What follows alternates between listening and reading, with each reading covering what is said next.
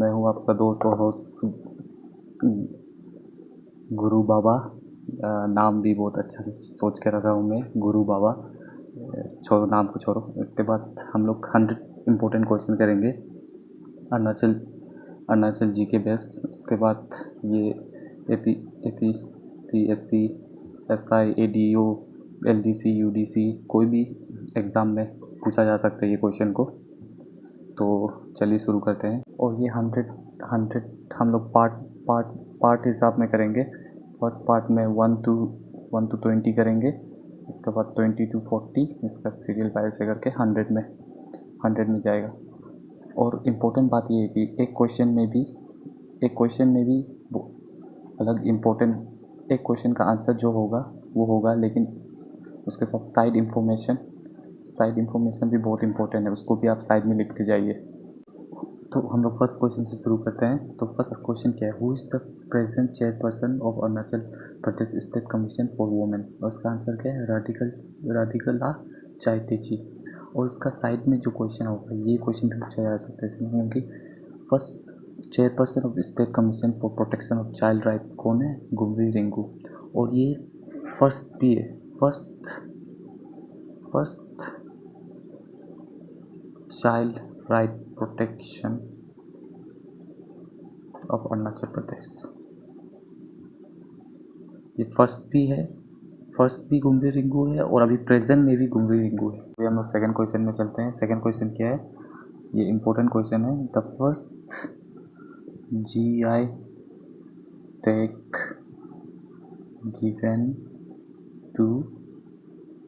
given to a product from Arunachal Pradesh is. इसका answer क्या है, इसका आंसर है इदुमिस्मी टेक्सटाइल्स। और ये क्या का अंदर आता है, ये हैंडीक्राफ्ट का अंदर आता है, इदुमिस्मी टेक्सटाइल हैंडीक्राफ्ट। और ये कब हुआ था, 27 अगस्त 2019 में हुआ था। ये फर्स्ट है। और अभी सेकंड कौन सा है, बोलने से सेकंड कौन सा है, अरुणाचल ऑरेंज। इसको सेकंड GI टैग मिला इंडियन गवर्नमेंट से। और इसके बाद क्या है, और ये ऑरेंज क्या में आता है, ये एग्रीकल्चर में आता है।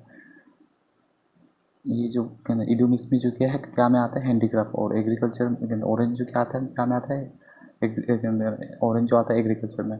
और इसके बाद और अभी आप बोलेगा कि GI का मतलब क्या है। GI का मतलब है geographical indicator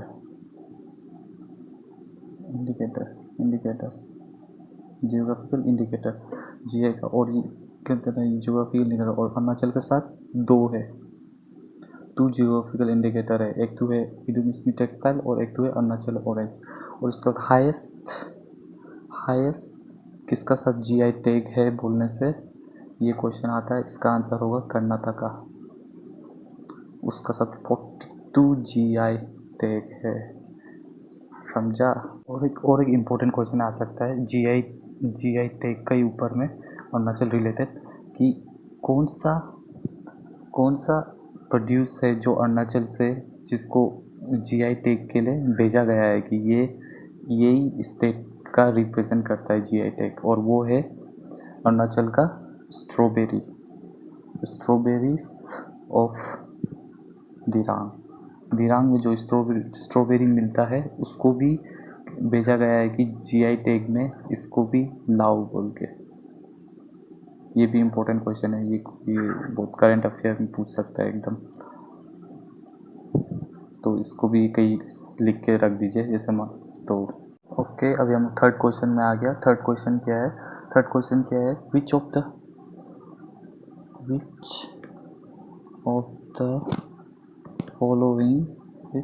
following state is place second in the list of forest area. और इसका आंसर क्या है, इसका आंसर बिना आंख बंद किए सीधा अरुणाचल प्रदेश लिख दीजिए। ये अरुणाचल प्रदेश इंडिया में सेकंड पोजीशन में आता है फॉरेस्ट एरिया में। उसका फर्स्ट क्या है बोलने से, फर्स्ट अगर पूछा जाएगा फर्स्ट स्टेट कौन सा है बोलने से आंसर है मध्य प्रदेश। तो सेकंड है अरुणाचल प्रदेश, फर्स्ट है मध्य प्रदेश। और एक क्वेश्चन बन सकता है कि ये पूछा जा सकता है कि अरुणाचल प्रदेश में कितना फॉरेस्ट रिजर्व है। तो ये है 79.63। अभी हमको पता नहीं इतना है कि नहीं, क्योंकि आप देख ही सकता हो कैपिटल एरिया नाहरलगुन, निरजुली, ईटानगर, दोईमुख पूरा पहाड़ काट रहा है। हमको नहीं पता कितना है, 7963 होगा कि नहीं होगा अभी, लेकिन ऐसे लिखा जा रहा है कि 79.63% फॉरेस्ट एरिया रिजर्व है अरुणाचल में, मतलब फॉरेस्ट कंप्लीटली फॉरेस्ट एरिया है। फोर्थ क्वेश्चन में आ गया। फोर्थ क्वेश्चन को अगर तुम लोग नहीं सकेगा तो अभी हम क्या बोलेगा, तुम लोग अरुणाचल ही नहीं है बोलेगा। फोर्थ क्वेश्चन क्या है, अरुणाचल प्रदेश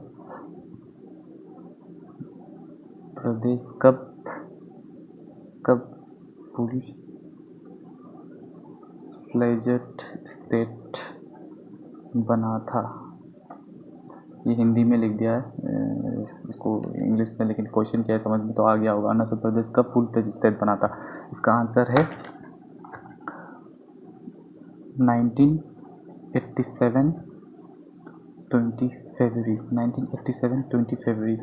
आप मेरी माँ मेरी धर्म मूवी देखा होगा शायद से, छोड़ो उसको बाद में बात करेंगे उसके बारे। इसके बाद 1987 20 फरवरी में फुल फ्लेज स्टेट बना था इसका। लेकिन अभी इम्पोर्टेंट साइड क्वेश्चन क्या पूछा जा सकता है ये देखिए। इसमें ये पूछा जा सकता है कि पहले अरुणाचल प्रदेश को किस नाम से जाना जाता, किस नाम से। इसका आंसर क्या है, नेपा। फिर से नेपा का फुल फॉर्म क्या है, फुल फॉर्म भी इम्पोर्टेंट है। फुल फॉर्म क्या है, नॉर्थ ईस्ट फ्रंटियर एजेंसी। ये भी इम्पोर्टेंट है, इसको भी आप जानिए। पहले अरुणाचल प्रदेश को किस नाम से जाना जाता था, नेपा, और नेपा का फुल फॉर्म क्या है, नॉर्थ ईस्ट फ्रंटियर एजेंसी। और इससे रिलेटेड और एक क्वेश्चन पूछा जा सकता है कि अरुणाचल में APPSC का फॉर्म कब हुआ था। इसका फुल फॉर्म क्या है मालूम ही होगा। ये है अरुणाचल, ये है प्रदेश, और ये है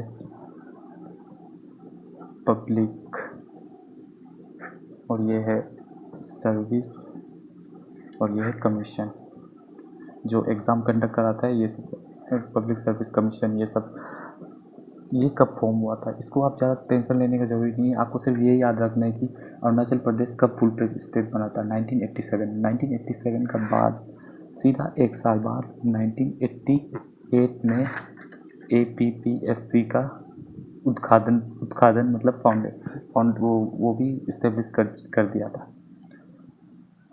तो इसलिए सिर्फ एक चीज़ को याद करो। कौन सा चीज़ को याद करेगा, अरुणाचल प्रदेश का फुल फ्लेज स्टेट बना था 1987, और APPSC कब इस्टेब्लिश हुआ था 1988। तो अभी हम लोग क्वेश्चन नंबर 5 में आते हैं। देखो, the number of district of Arunachal Pradesh are, इसमें क्या है 25 हो गया। ये जो 2017 का एग्रीकल्चर पोस्ट का ADO पोस्ट का था तो वो चेंज हो गया, अभी देखो 25 हो गया। तो इसका ऊपर number of district in Arunachal,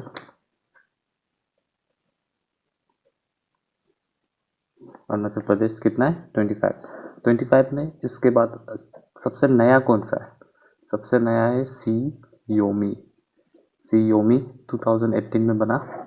और इसके बाद इसका हेडक्वार्टर कौन सा है,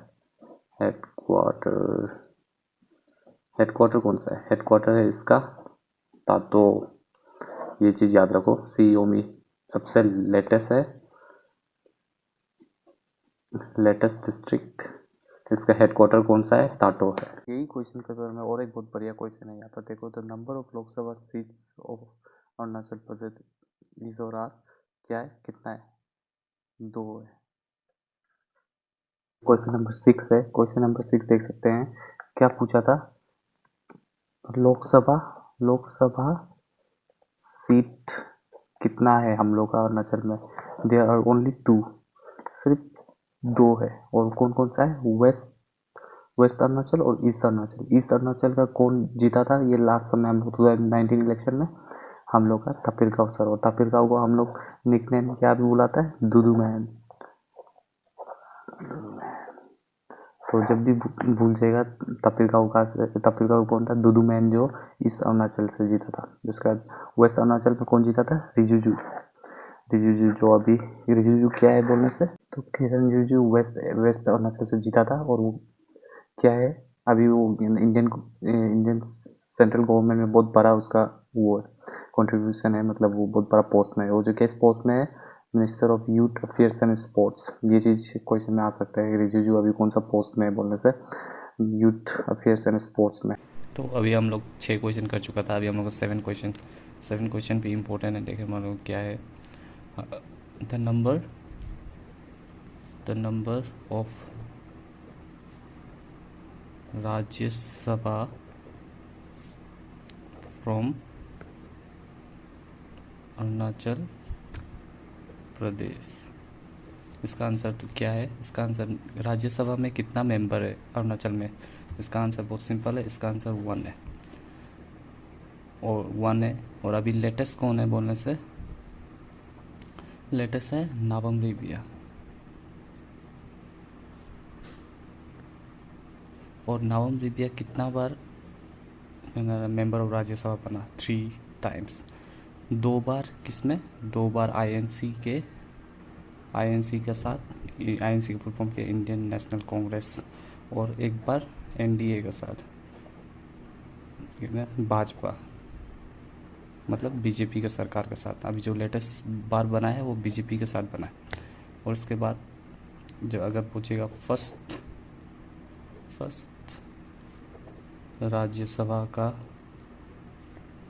मेंबर अरुणाचल से कौन था बोलने से, फर्स्ट राज्यसभा का मेंबर कौन था बोलने से आंसर क्या होगा, रतन तामा। तो समझ में आया, राज्यसभा का अरुणाचल में से कितना मेंबर होता है, 1 मेंबर होता है। अभी लेटेस्ट कौन है, नाबम रेबिया है। और नाबम रेबिया कितना बार मेंबर बना, 3 बार मेंबर बना, वो भी 2 बार आईएनसी से और 1 बार बीजेपी से। अभी थोड़ा डिटेल दे देते हैं कि राज्यसभा में मेंबर कैसे बनता है बोल के। राज्यसभा में मेंबर बहुत सिंपल से बनता है। राज्यसभा का मेंबर बनने के लिए क्या होता है कि जैसे मान लो कि ये स्टेट है, ये अरुणाचल प्रदेश स्टेट है। अरुणाचल प्रदेश का लेजिस्लेचर, जो जैसे मान लो कि जो एमएलए लोग हैं, एमएलए लोग के अंदर बात करेगा, बात करने के बाद ये लोग एक आदमी को चॉइस करेगा। जैसे मान लो कि अभी नाबम रेबिया को चॉइस किया कि ये हम लोग का तरफ से राज्यसभा में का मेंबर बनेगा बोल के। तो राज्यसभा का मेंबर कौन चॉइस करता है बोलने से, स्टेट लेजिस्लेचर लोग चॉइस करता है मेंबर ऑफ राज्यसभा बनने के लिए। इसको समझो।